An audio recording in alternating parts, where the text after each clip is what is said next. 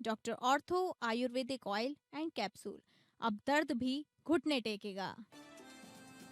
PM Modi का आज 3 दिन दिवसीय गुजरात दौरा। पीएम सोमनाथ स्वाभिमान पर्व में लेंगे हिस्सा। जर्मन चांसलर से भी मिलेंगे पीएम मोदी। सीएम योगी से मिली महिला आयोग की उपाध्यक्ष। महिला आयोग की उपाध्यक्ष अपर्णा यादव ने की सीएम से मुलाकात। अपर्णा यादव ने केजीएमयू में हुए हंगामे की दी जानकारी। यूपी दिवस को भव्य बनाने की कवायद। राष्ट्र प्रेरणा स्थल पर मंत्री जयवीर सिंह का निरीक्षण। 24 से 26 जनवरी तक हर व्यवस्था पर रहेगी पैनी नजर। झारखंड विधानसभा के बजट सत्र की तारीखों का ऐलान। बजट सत्र 18 फरवरी से 19 मार्च तक चलेगा। सोरेन कैबिनेट ने 30 अहम प्रस्तावों को दी मंजूरी।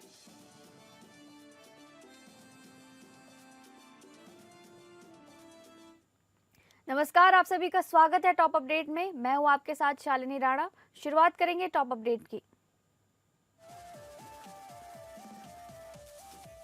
पश्चिम बंगाल की राजनीति एक बार फिर उबाल पर है।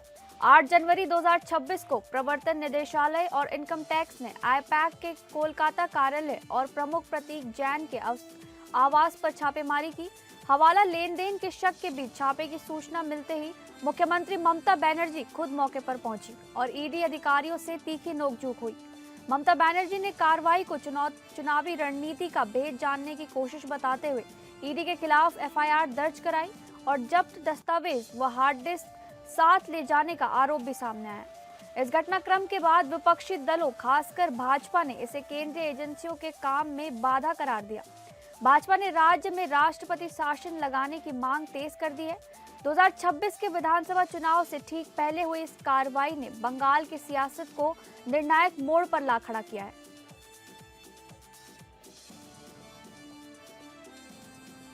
उत्तर प्रदेश में पिछले कुछ वर्षों में किए गए बड़े व्यापारिक और नीतिगत सुधार अब जमीन पर दिखाई देने लगे हैं।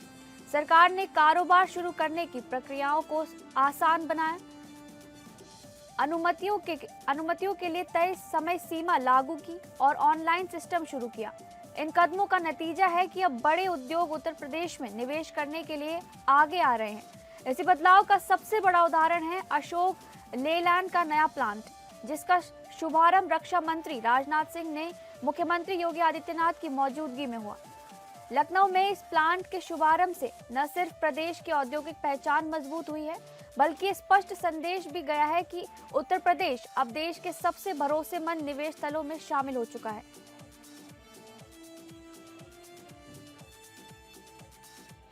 उत्तर प्रदेश महिला आयोग की उपाध्यक्ष और बीजेपी नेता अपर्णा यादव ने मुख्यमंत्री योगी आदित्यनाथ से मुलाकात की। अपर्णा यादव की सीएम योगी से ये मुलाकात बेहद अहम मानी जा रही है, क्योंकि आयोग की उपाध्यक्ष अपर्णा यादव ने केजीएमयू में हुए जोरदार प्रदर्शन के बाद ये बैठक की है। अपर्णा यादव इस पूरे प्रकरण से बेहद नाराज बताई जा रही हैं। ऐसे में माना जा रहा है कि अपर्णा यादव ने मुख्यमंत्री से मुलाकात कर पूरे घटनाक्रम की जानकारी दी है। वहीं अपर्णा यादव समेत 200 अज्ञात समर्थकों के खिलाफ तहरीर दी गई। यूपी महिला आयोग की उपाध्यक्ष अपर्णा यादव की सीएम योगी से हुई मुलाकात की फोटो भी सामने आई है। अपर्णा यादव ने एक्स पर फोटो पोस्ट कर लिखा कि प्रदेश के यशस्वी मुख्यमंत्री, हम सभी के संरक्षणकर्ता आदरणीय योगी आदित्यनाथ से भेंट कर उनका मार्गदर्शन और आशीर्वाद प्राप्त करने का सौभाग्य मिला है। अपर्णा यादव ने कहा कि उनका स्नेह, नेतृत्व और स्पष्ट दृष्टि प्रदेश को निरंतर प्रगति के पथ पर आगे बढ़ा रही है। ऐसे नेतृत्व का मार्गदर्शन हम सभी के लिए प्रेरणा स्रोत है।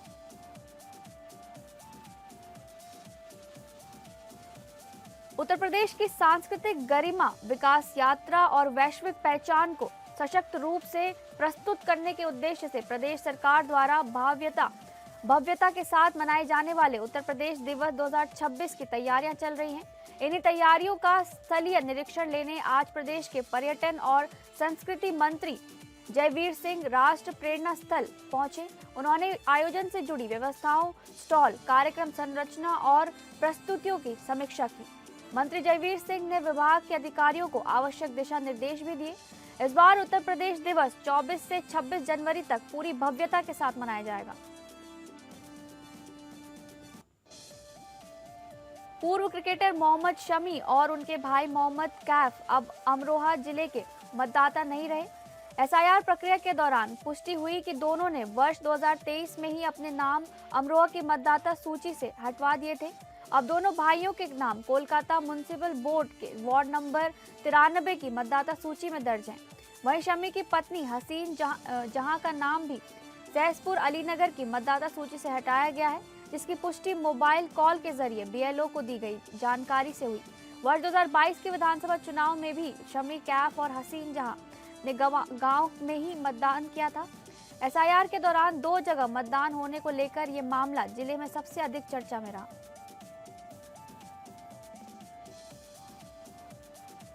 अहिरौली थाना क्षेत्र के प्रतापपुर चमुरखा गांव में उस वक्त हड़कंप मच गया जब लकड़ी काटने गए एक बुजुर्ग पर नीलगाय ने हमला कर दिया।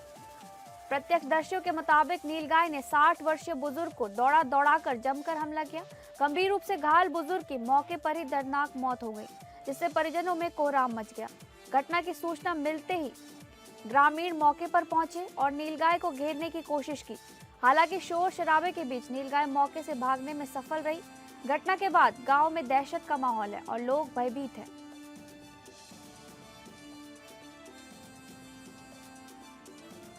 खबर उत्तर प्रदेश के अमरोहा जिले से है, जहां हसनपुर इलाके में सतेड़ा मटैना मार्ग पर पिछले 1 साल से गंभीर जलभराव की समस्या बनी हुई है।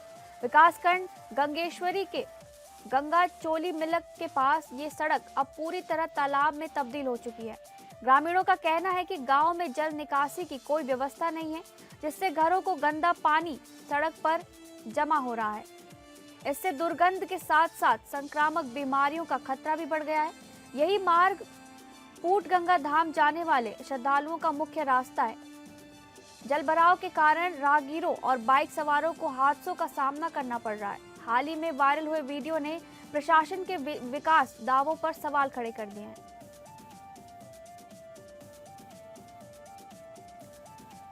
अमरोहा के हसनपुर में कनेटा मार्ग पर आयोजित 2 दिवसीय विशाल इज्तिमा को लेकर सभी तैयारियां पूरी कर ली गई हैं। पालिका अध्यक्ष राजपाल सैनी ने आयोजन स्थल का स्थलीय निरीक्षण कर सफाई और प्रकाश व्यवस्था का जायजा लिया। लाखों जैन की सुविधा के लिए नंबर के अनुसार कैंप आवंटित किए गए हैं, जिससे व्यवस्था सुचारू बनी रहे। अध्यक्ष ने कर्मचारियों को शुद्ध पेयजल और बेहतर सुविधाएं सुनिश्चित करने के सख्त निर्देश दिए। आयोजन स्थल पर ही जुम्मे की नमाज अदा की गई, जिसमें हजारों अकीदतमंद शामिल हुए। स्थानीय गणमान्य नागरिकों और सभासदों की मौजूदगी में आपसी सहयोग से सेवा कार्य लगातार जारी है। तीरवा कस्बे के ठटिया रोड पर स्थित एक जनरल स्टोर में शॉर्ट सर्किट के चलते अचानक भीषण आग लग गई। देखते ही देखते आग ने विकराल रूप ले लिया और दुकान धू-धू कर जलने लगी। आग की लपटों से आसपास के लोगों में अफरा तफरी मच गई। सूचना मिलते ही दमकल विभाग की टीम मौके पर पहुंची और कड़ी मशक्कत के बाद आग पर काबू पाया गया। हालांकि तब तक दुकान में रखा करीब 20 लाख रुपए का सामान जलकर राख हो चुका था। गनीमत रही कि इस हादसे में कोई जनहानि नहीं हुई, लेकिन व्यापारी को भारी नुकसान उठाना पड़ा।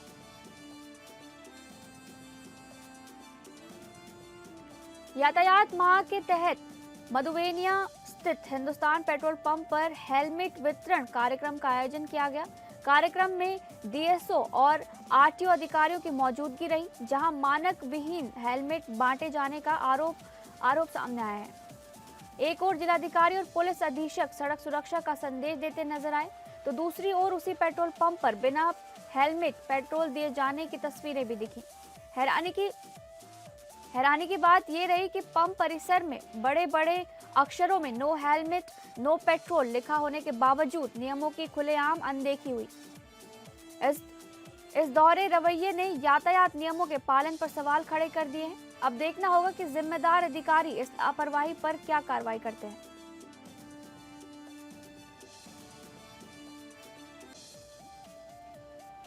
प्रयागराज के पावन संगम तट पर आयोजित माघ मेले में जहां श्रद्धा और भक्ति की धारा बह रही है, वहीं शिक्षा की एक प्रेरणादायक मिसाल भी सामने आई है।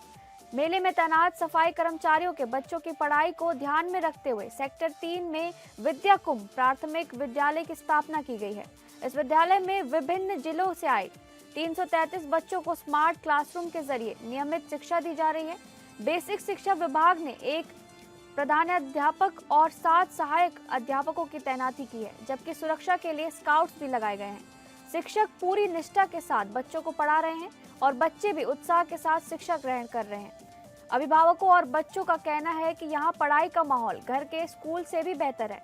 माघ मेले में शिक्षा की ये पहल भक्ति के साथ भविष्य निर्माण का सशक्त संदेश दे रही है।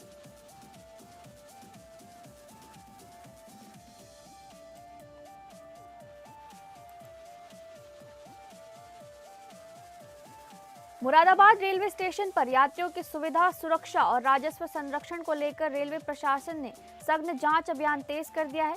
इसी दौरान स्टेशन परिसर में फर्जी और अवैध पानी की बोतलों की बिक्री का मामला सामने आया है, जिस पर जीआरपी और आरपीएफ की संयुक्त टीम ने कार्रवाई की। कार्रवाई में एक अन्य कंपनी के नाम से बेची जा रही बड़ी मात्रा में नकली पानी की बोतलें जब्त की गईं और मामले की जांच जारी है।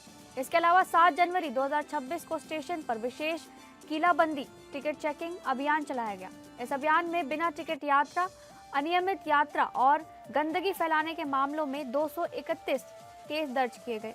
टिकट जांच से रेलवे को 1,10,230 रुपए का राजस्व प्राप्त हुआ। वरिष्ठ मंडल वाणिज्य प्रबंधक आदित्य गुप्ता ने स्पष्ट किया कि यात्रियों की सुरक्षा और स्वास्थ्य से कोई समझौता नहीं किया जाएगा और ऐसे अभियान आगे भी लगातार जारी रहेंगे। हरदोई के तड़ियावा थाना क्षेत्र के दौलतपुर गांव में उस वक्त हड़कंप मच गया जब गांव के बाहर आम के बाग में प्रेमी युगल के शव फांसी के फंदे से लटकते मिले। सूचना मिलते ही ग्रामीणों की भीड़ जुट गई और पुलिस मौके पर पहुंची। मृतकों की पहचान 22 वर्षीय जितेंद्र और 18 वर्षीय सपना के रूप में हुई है। बताया जा रहा है कि युवक घर से बर्थडे पार्टी में जाने की बात कहकर निकला था। स्थानीय लोगों के अनुसार दोनों के बीच लंबे समय से प्रेम संबंध थे और आत्महत्या से पहले मांग भरने की बात सामने आ रही है। पुलिस ने शवों को कब्जे में लेकर पोस्टमार्टम के लिए भेज दिया है। अपर पुलिस अधीक्षक ने बताया कि पूरे मामले की हर पहलू से जांच की जा रही है और पोस्टमार्टम रिपोर्ट के आधार पर आगे की कार्रवाई की जाएगी। यूपी के कौशाम्बी में साइबर अपराध के खिलाफ पुलिस को बड़ी कामयाबी मिली है। पुलिस ने 2 शातिर साइबर अपराधियों को गिरफ्तार कर जेल भेज दिया है। एसपी राजेश कुमार ने प्रेस कॉन्फ्रेंस में बताया कि आरोपियों ने एक युवक को झांसे में लेकर बैंक खाता खुलवाया और एटीएम व सिम कार्ड के जरिए करीब 12 लाख रुपए की ऑनलाइन ठगी की। मामले में साइबर थाना मंजनपुर पुलिस ने इलेक्ट्रॉनिक साक्ष्यों के आधार पर दोनों अपराधियों को गिरफ्तार किया। आरोपियों के पास से दर्जनों सिम कार्ड, फर्जी आधार, पैन कार्ड, चेकबुक, अलग अलग राज्यों की नंबर प्लेट और एक थार गाड़ी बरामद हुई है। पूछताछ में खुलासा हुआ कि गिरोह गरीब लोगों को लालच देकर खाते खुलवाता था और पंजाब से साइबर ठगी को अंजाम देता था। पुलिस अब इस नेटवर्क से जुड़े अन्य आरोपियों की तलाश में जुटी हुई है। उत्तराखंड के चंपावत में राष्ट्रीय बाल स्वास्थ्य कार्यक्रम के तहत 0 से 18 वर्ष तक के बच्चों के लिए निःशुल्क मल्टी स्पेशलिटी स्वास्थ्य शिविर का आयोजन किया गया। नगर पालिका परिसर स्थित रैन बसेरा में आयोजित शिविर का शुभारंभ जिलाधिकारी मनीष कुमार ने किया। शिविर में बाल रोग, हड्डी, ईएनटी, नेत्र, दंत, हृदय, त्वचा सहित फिजियोथेरेपी, स्पीच और मानसिक स्वास्थ्य सेवाएं उपलब्ध कराई गई। पात्र बच्चों के दिव्यांग प्रमाण पत्र मौके पर ही बनाए गए। जिलाधिकारी ने अधिकारियों को विशेष रूप से सक्षम बच्चों की पहचान कर नियमित थेरेपी सुनिश्चित करने के निर्देश दिए। शिविर में जनप्रतिनिधियों, चिकित्सकों और बड़ी संख्या में अभिभावकों की मौजूदगी रही। उत्तराखंड के लोहाघाट क्षेत्र के देवीधुरा में युवाओं और खेल प्रेमियों के लिए राहत भरी खबर सामने आई है। मिनी स्टेडियम निर्माण की संभावना को लेकर युवा कल्याण विभाग की टीम ने संभावित स्थल का निरीक्षण किया। विभागीय अधिकारियों ने खेल सुविधाओं की जरूरतों का आकलन किया। क्षेत्र के युवा लंबे समय से सड़क पर अभ्यास करने को मजबूर हैं, जिससे हादसों का खतरा बना रहता है। स्थानीय युवाओं ने सुरक्षित खेल मैदान की मांग रखी थी। मिनी स्टेडियम बनने से सेना व सुरक्षा बलों की तैयारी कर रहे युवाओं को बेहतर अभ्यास का अवसर मिलेगा। क्षेत्रवासियों में अब जल्द निर्माण को लेकर नई उम्मीद जगी है। झारखंड की राजधानी रांची के लालपुर चौक स्थित मनु डिस्को बार के बाहर युवक को कार से कुचलकर हत्या करने के सनसनीखेज मामले में पुलिस को बड़ी सफलता मिली है।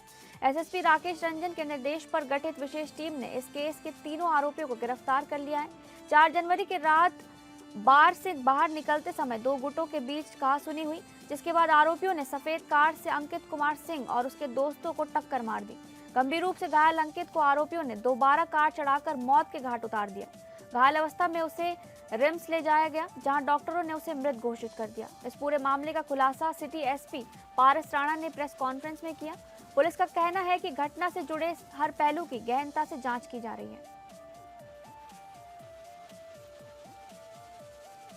ईरान में भड़कते आंदोलन के बीच अमेरिका के राष्ट्रपति डोनाल्ड ट्रंप ने तेहरान को खुली चेतावनी दी है। ट्रंप ने कहा कि अगर ईरान में प्रदर्शनकारियों की हत्या की गई तो अमेरिका सीधे तौर पर हस्तक्षेप करेगा और ऐसी जगह हमला करेगा जहां सबसे ज्यादा दर्द होगा। उन्होंने साफ किया कि अमेरिका हालात पर बहुत करीब से नजर रखे हुए है।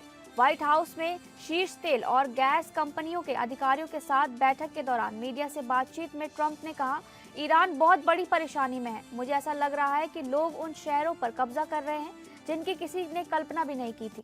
ट्रंप ने कहा कि हमने पहले ही बहुत साफ शब्दों में चेतावनी दी है, अगर वो लोगों को मारना शुरू करते हैं जैसा कि वो पहले करते रहे हैं तो हम इसमें शामिल होंगे। हम उन्हें वहां बहुत जोर से मारेंगे जहां दर्द सबसे ज्यादा होगा। उन्होंने ये भी स्पष्ट किया कि इसका मतलब जमीन पर अमेरिकी सैनिक उतारना नहीं है। ट्रंप ने कहा इसका मतलब बूट्स ऑन ग्राउंड नहीं है, लेकिन इसका मतलब ये जरूर है कि हम बहुत जोर से वहां वार करेंगे जहां दर्द होगा। हम नहीं चाहते कि ऐसा हो।